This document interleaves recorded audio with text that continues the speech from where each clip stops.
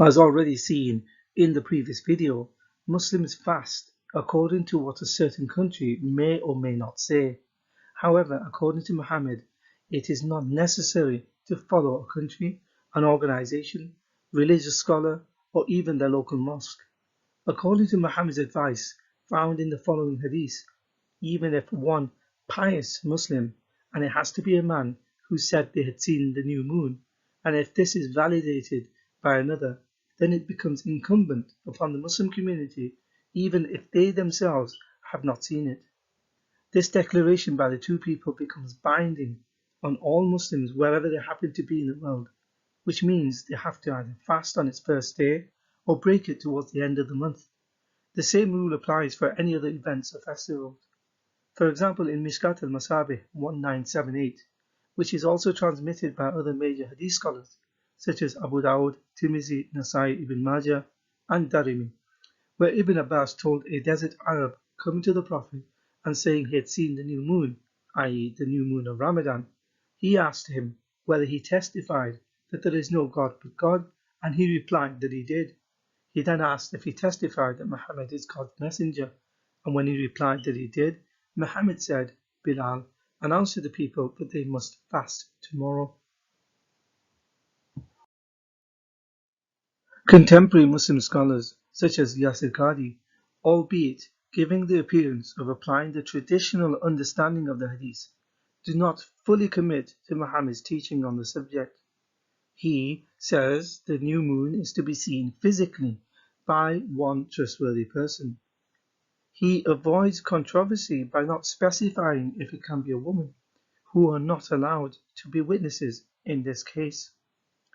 He also limits it by applying it to the Muslims of his continent, but instead of limiting it to only North America, in order to apply the aforementioned hadith in its entirety, he should have said for all the Muslims around the world. The full link to his website is below. The relevant section from the lengthy article says, quote, firstly, just for the record, in my humble opinion, the strongest fiqh position, meaning jurisprudential position, independent of other factors, seemed to be that we should follow a visual sighting within North America.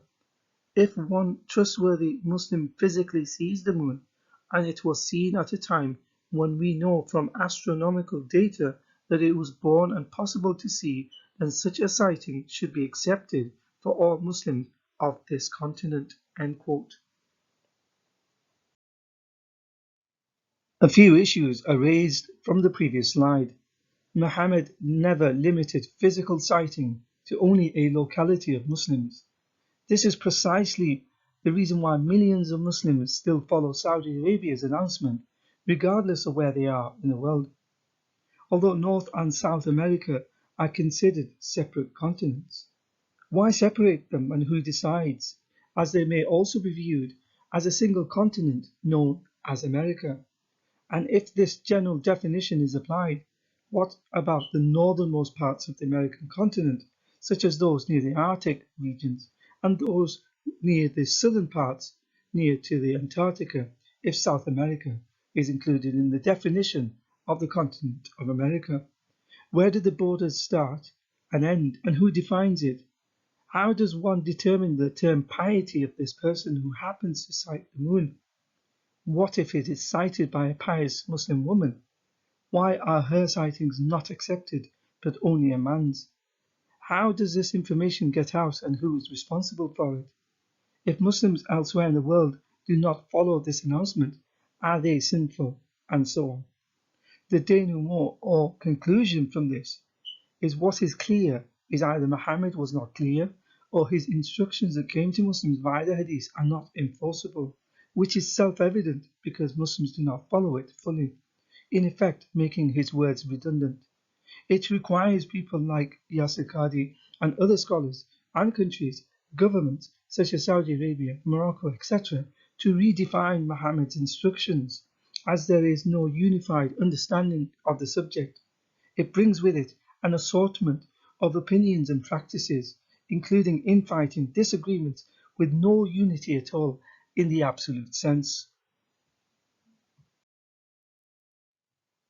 There were also problems with calculations, and the decisions were arbitrary in Muhammad's time.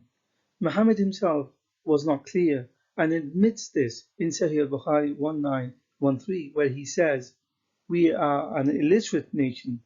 We neither write nor know accounts.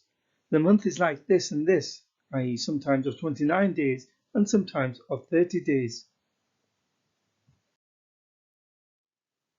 There were problems with moon sighting in Muhammad's time. Terms such as piety, trustworthy, are equivocal and vague. This is because one person's pious Muslim may be another person's impious Muslim. For example, in Sunan Abu Dawud 2332, it was not enough for Muawiyah to sight the new moon, a man who ruled the Muslim world from the year 661 AD, a man who became the first caliph of the Umayyad Caliphate after the death of Muhammad's son-in-law and cousin Ali ibn Abi Talib. Most Sunni Muslims generally respect Muawiyah, whereas the Shia Muslims detest him and see him as an enemy of Islam. The relevant part towards the end of the hadith underlined in red says, "Are the sighting of the moon by Muawiyah and his fasts not sufficient for us?" He replied, "No." Although in a previously mentioned hadith found in Mishkat al-Masabih, Muhammad took the information from one person who he did not know, and on the basis of this testimony instructed all Muslims to fast. Muhammad did not seem to indicate anything otherwise. However, in the following hadith, some Muslims use it to take the view every person should follow their own locale, country of residence, meaning it is not necessary to follow Saudi Arabia, Morocco, or any other country if they happen to say live in the UK or the US. In the introduction of the previous hadith, it mentions Syria being the location, but in the Arabic it is called Asham. Therefore, the correct translation should not have been Syria, because this term conjures up an area or country within a modern-day geographical setting. Rather, the term Syria should have been translated as the Levant, an area that covers modern-day Syria, Lebanon, Jordan, Israel, Palestine, although it can include other neighboring countries too. Geographically speaking, Medina's distance from the area called the Levant, Asham, is very close, with only a distance of 500 miles or less as the crow flies. This is hardly a far-off land analogy, with Muslims living in lands with different time zones or continents as they are today. The real reason why Ibn Abbas seemed not to follow the sighting of the Levant was not because of the geographical distance, rather because of who sighted it. Muawiyah, who was the governor of Syria at the time, a position he held for 20 years before he himself made claims of being a caliph. This resulted in bitter infighting and vying for power. Rival states were formed. There was enmity between the two men. Ibn Abbas was a staunch supporter of his relative Ali when the two fought against each other at the Battle of Siffin. As an ally, Ali had made Ibn Abbas the governor of Basra. So this hadith, when it is viewed in relation to the previous one from Sunan Abu Dawud, and the full historical context is studied, it can be seen the decision to forego Muawiyah's testimony of sighting the moon and then keeping the fast of Ramadan, or not, was not a theological one, but a political one. In this Islamic article, it mentions how there was mistrust amongst the major Islamic leaders. Ibn Abbas was accused of theft in some accounts. Here it uses the term defalcated, which is a fancy term for embezzled, misappropriation of funds, in other words, theft. It also mentions a lack of trust and infighting amongst early Muslims, those who were Muhammad's closest companions, such as Ali and Muawiyah, were responsible for the killing of fellow Muslims. In an account after Ali accuses Ibn Abbas of theft, Ibn Abbas justifies taking the money away with him lest it falls into the hands of Muawiyah, and then counter accuses Ali of committing a worse crime of killing Muslims for personal gains. Please pause the video to read the article. Its full reference and source is in the description. Briefly touched upon in the last video, a day before or late is significant because half the Muslim world could be fasting and the other half may not on a particular day. A day earlier could mean the culmination, i.e. Eid al-Fitr, could be a day earlier or later.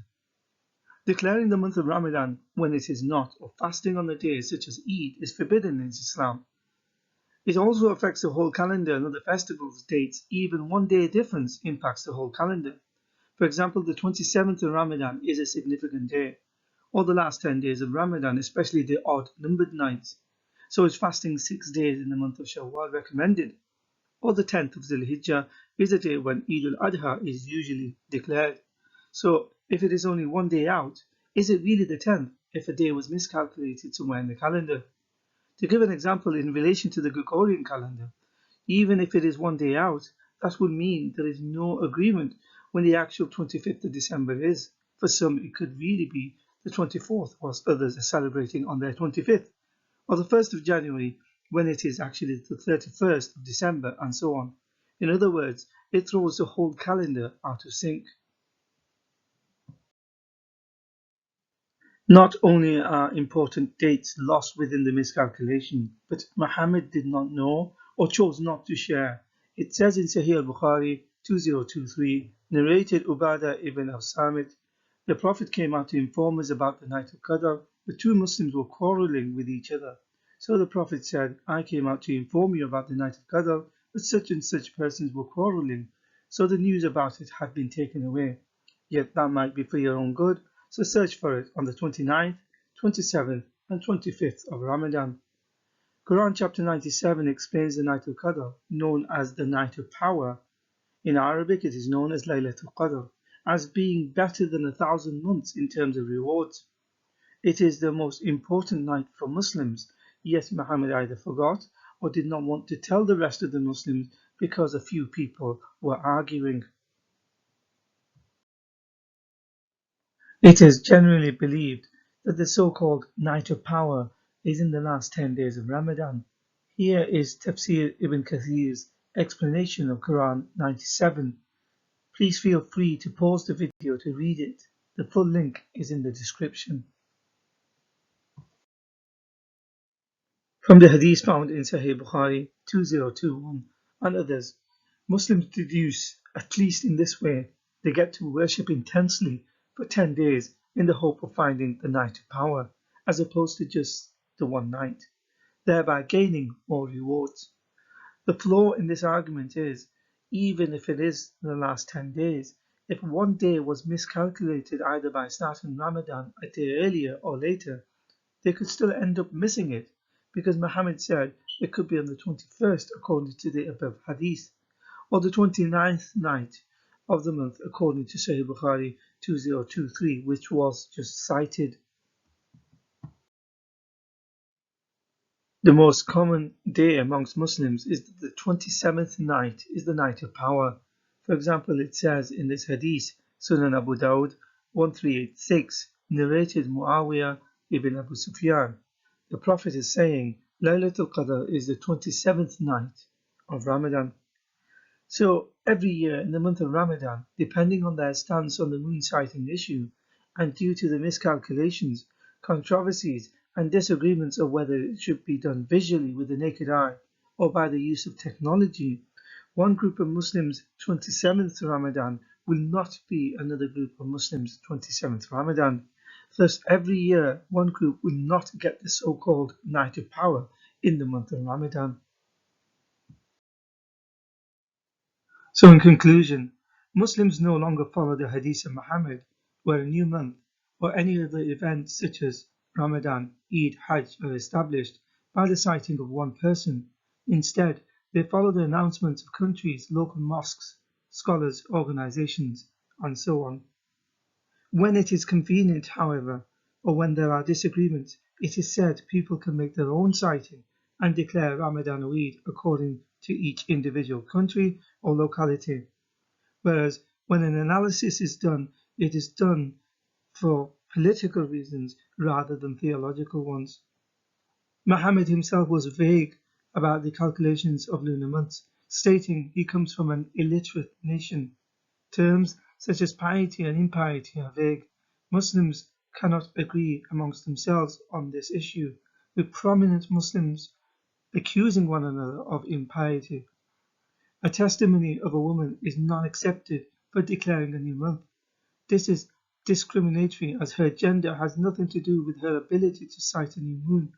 Given the disasters explained in the previous videos, such as citing the planet Saturn and claiming it as the new moon, the self-inflicted fines, and the annual disagreements amongst Muslim scholars, it may be that a woman may do a better job than the imams, mullahs, male scientists, and astronomers. Due to the calendar being out of sync because of the annual controversies of the start and the end of a new month, important dates, festivals are always disagreed upon. This means certain days that have a significant reward attached to it cannot be celebrated or worshipped with absolute certainty. In other words, one group will claim it is that date, whereas the other group will not. Such is the disarray, there is never any unity for the start of significant days, such as the first day of Ramadan or its end, Eid, which are some of the most important days in the Islamic calendar and other dates. Such confusion from a religion can never be from an almighty wise deity.